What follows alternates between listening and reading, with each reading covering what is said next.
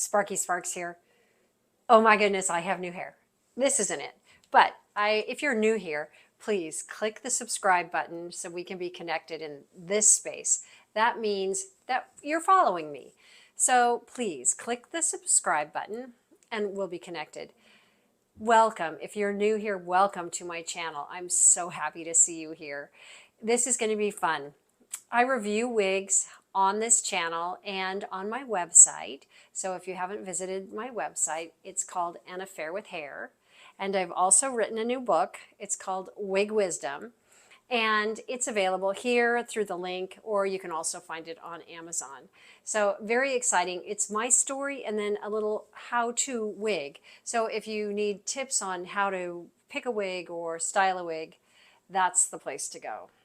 Today I thought we'd start off with how I put on my wig. And we have one of my all-time favorites that we're going to start with today.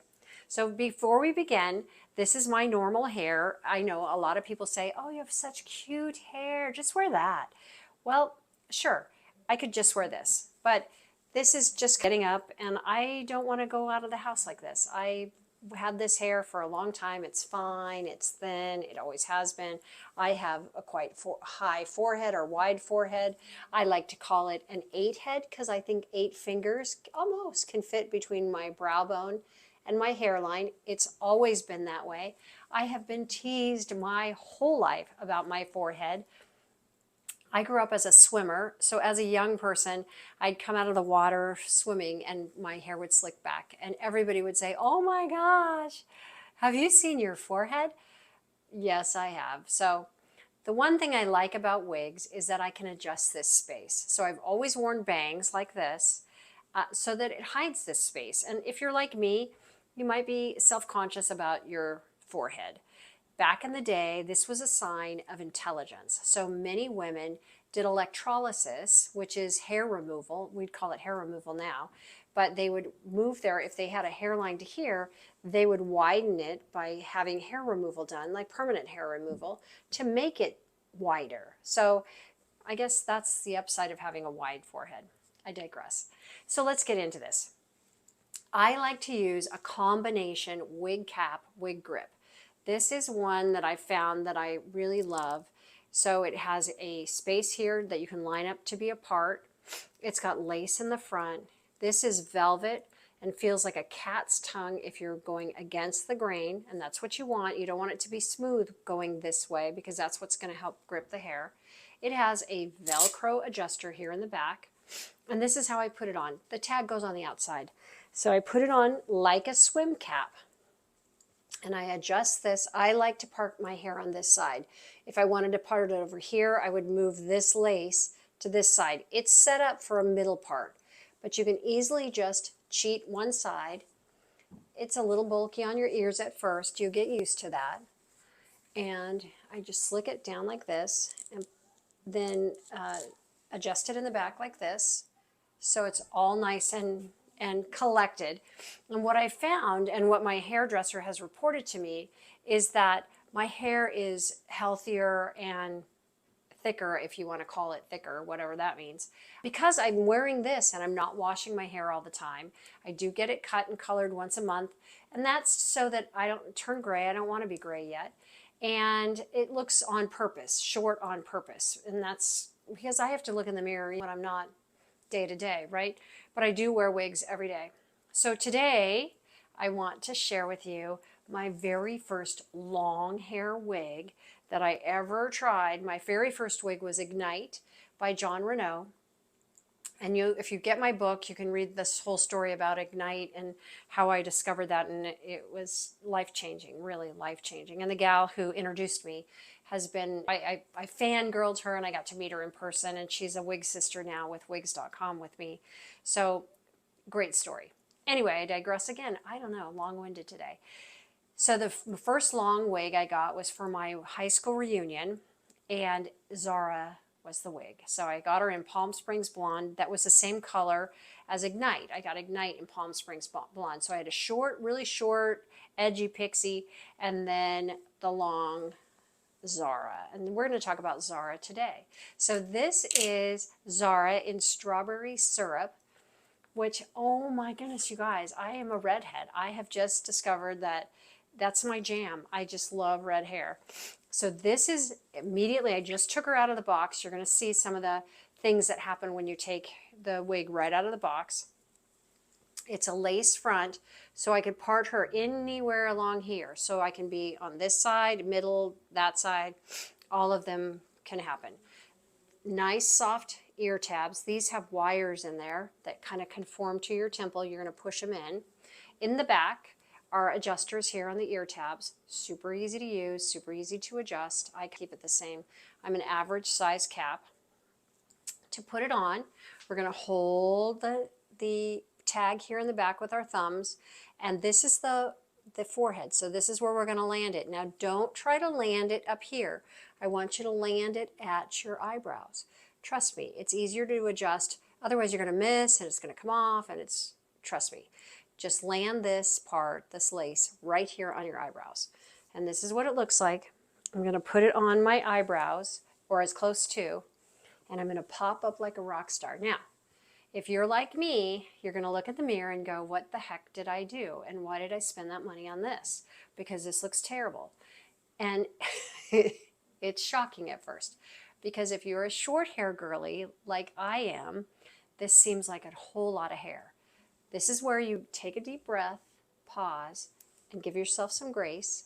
We're going to use the ear tabs, find them on either side, and adjust it. Now, when it comes out of the box, this is how the hair looks.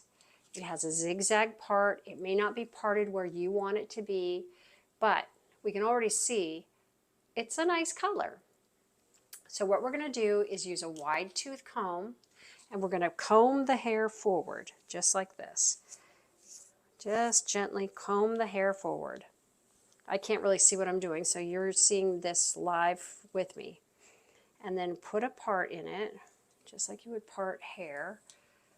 Just like this. And let's see, we're going to use the camera as our mirror. So excuse the runny nose, it's allergy season. So we're going to go like this, and we're going to put this back here so we're not dealing with it. And at first it's not going to want to go where you want it to go. I'm just going to tell you that. It takes a minute to retrain the fibers. It's been in a box, it's come to you from a ways away. I automatically start doing this, tucking my hair. I want these fibers to go backwards like this. Let's see if we've got this parted where I want it to be. Okay, see how that flopped down? And this is all just going to get retrained with the heat of your hand and some water, and just running your fingers through it like this. It was so fun to wear this to my high school reunion and be a long blonde after, I think it was our 40th, maybe 45th. So crazy. I graduated high school when I was 8. Teasing. Anyway, so this is how it goes. And look at this hairline. Undetectable, right? Look at here. So if you're new to wigs, what I want to remind you is that I'm this close to the camera. If somebody's this close to you, they're not thinking about your hairline. So just think about that. We're more critical on ourselves than others are. So if you don't tell, no one's going to know. And I'm not trying to get over on people, so don't come for me for that. But I'm just saying you're not going to look wiggy. Oh my God, look at Sparky. She's got a wig on. It looks natural. And as you start to look at me in the camera, you saw me for a minute in my natural hair or with a wig cap on. So now that you've seen me with this hair on, and we're let it grow on you and you grow on it, it's kind of a process. You can see now it's on, it's really long.